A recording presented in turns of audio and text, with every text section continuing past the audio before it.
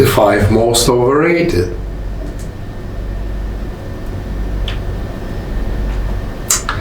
Vitamins are the essential compounds that are required for metabolism. That goes without saying. Every vitamin is important to sustain normal life. Some of them are so important that we have even listed it among the 5 most essential for longevity, like vitamin D, for instance.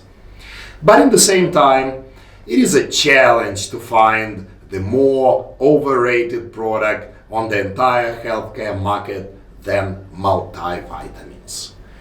Not only their benefit is overestimated, but it is also quite obscure, as obscure is the product itself. The multiplicity of combinations of vitamins per se and with the trace elements and other compounds, variability of doses and constant problem of underdosing some of the ingredients really puzzle me when it's coming to the question, what's the reason for use of all these products? What is the purpose and reason behind taking multivitamins? Longevity, performance enhancement, or maybe reduction of risk of occurrence and death from the diseases? Let's look into facts and existing evidence.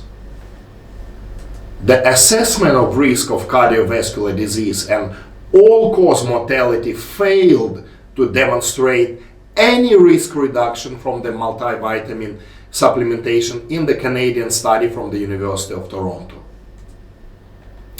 In elderly women, several commonly used dietary vitamins and mineral supplements may be associated with increased total mortality risks, says the Iowa Women's Health Study.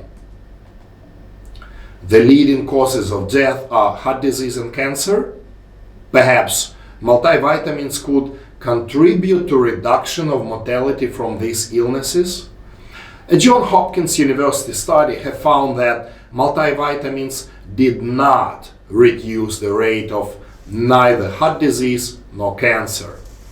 A 12-year follow-up did not show any reduction in the mental decline in multivitamin users as well. The high-dose multivitamin users die at the same rate as those who take placebo. At least that's what the actual clinical trials show. What about the vitamins A and E and their well-known antioxidant properties? Definitely not for everyone. Use of beta-carotene has been associated with an increased risk of lung cancer in people who smoke or who have been exposed to asbestos.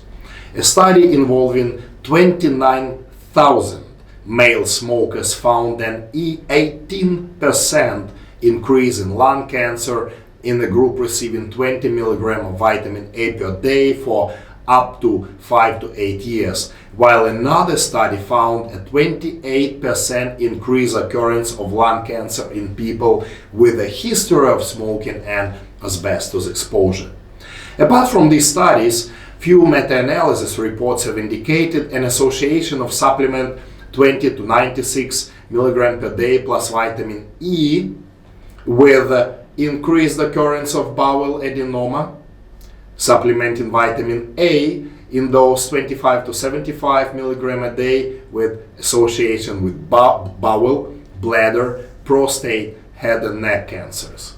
Supplementation in those 6 to 30 mg a day association with breast cancer, melanoma, pancreatic cancer, cancer of stomach and prostate.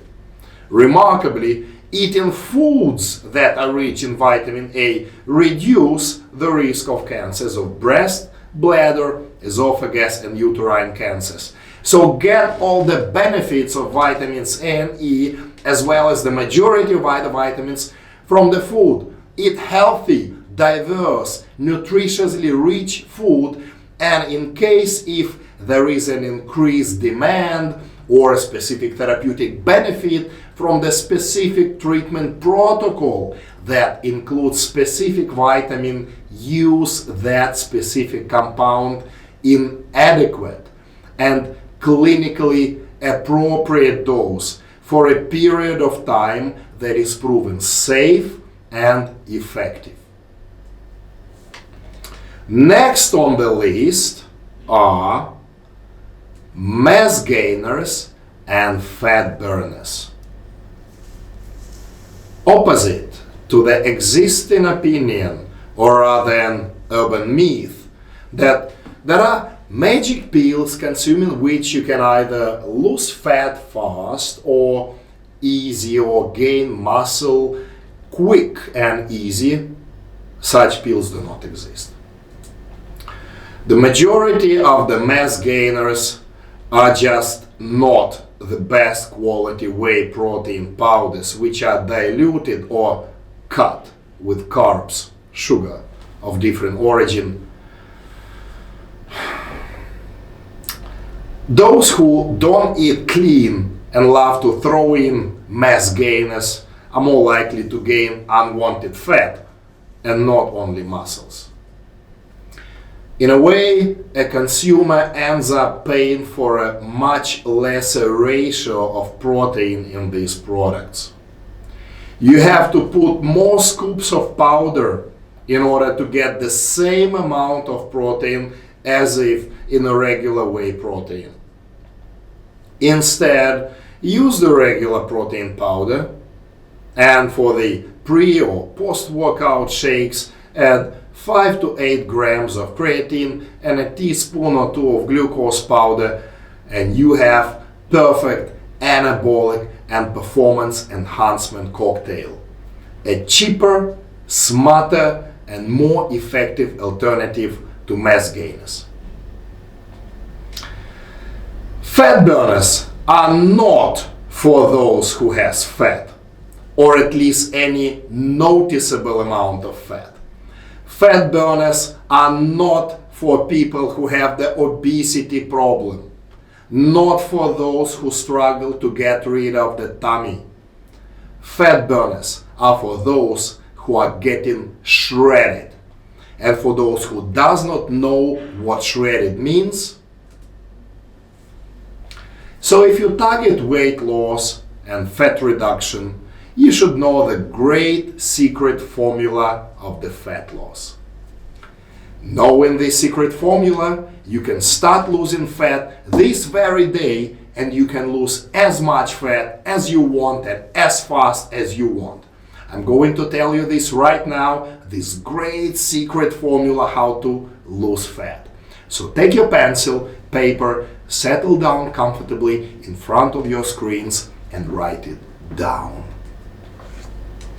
1 kilogram of fat equals to 7,700 kilocalories. So to burn 1 kilogram of fat, you need to be in the caloric deficit of 7,700 kilocalories, which means that as long as you spend 7,700 kilocalories more than you eat, you will lose 1 kg of your fat.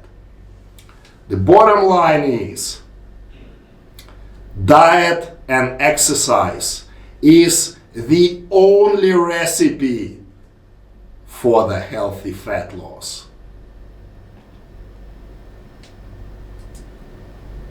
Probiotics. Why are you taking probiotics? Because you think that it may help you to improve your digestion. Why do you think of improving your digestion? Because you have abdominal discomfort, especially after having meal. And also because your pooping habits are not optimal, but rather horrible. And you understand that to a large extent, it is due to dysbacteriosis in your gut. That's why you take probiotics, hoping that it will restore normal flora in your intestines. Why don't you create and maintain favorable environment inside your digestive system so that both you and your good bacteria live in peace and harmony and happy together.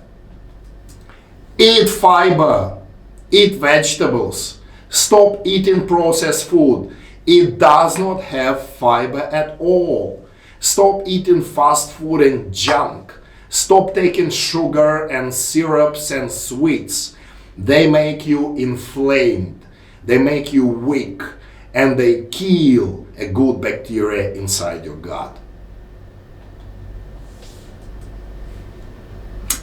Calcium. The number one reason behind the inadequate calcium intake is insufficient vitamin D level. So get your vitamin D supplemented first, and then do not take calcium. Take magnesium instead. And then do the maths. You need at least 1,000 mg of calcium per day, up another 30% if you are over 50 years of age. How to get at least 1,000 mg of calcium per day?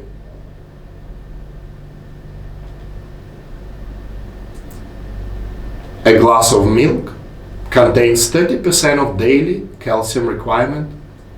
Less than 30 grams, an ounce of Parmesan cheese contains another third of daily calcium needs. A cup of yogurt provides another 30%, and a cup of a low-fat yogurt provides 45% of daily calcium intake. A can of salmon or sardines, another 40% of calcium. A cup of almonds and beans provides additional 25%. And last but not the least, one scoop of whey protein delivers 20% of all the calcium you need in a day. And how many scoops of protein are you taking per day, bro? Plenty of calcium everywhere. All that you need is your mouth to open and hands to put the food rich in calcium into your mouth. Collagen. Collagen is a complex polypeptide. It is mostly a structural protein, although it has many other functions as well. There are many types of collagen in the body, although type 1 makes about 90% of it. Collagen builds up skin, tendons, cartilage, bones, blood vessels, and internal organs. It is the main component of the extracellular matrix.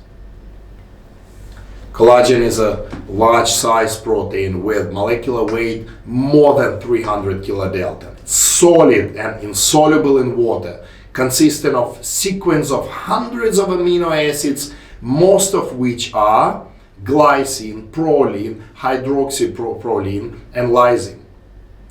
It will be fully broken down in the digestive tract and absorbed as amino acids to be further used up by the organism to build up its own proteins. Collagen is not absorbed as it is. All these amino acids are readily available in normal food. Let me repeat again. The collagen that you're gonna consume will break down into smaller peptides and eventually into amino acids, which will be used to build your own proteins. Whether the source of amino acids is collagen supplement or regular food, it will be broken down to amino acids first. Taking collagen is not better than eating fish and chicken. There is no reason to take collagen in a supplement unless it has some kind of a sacred, ritualistic meaning to you.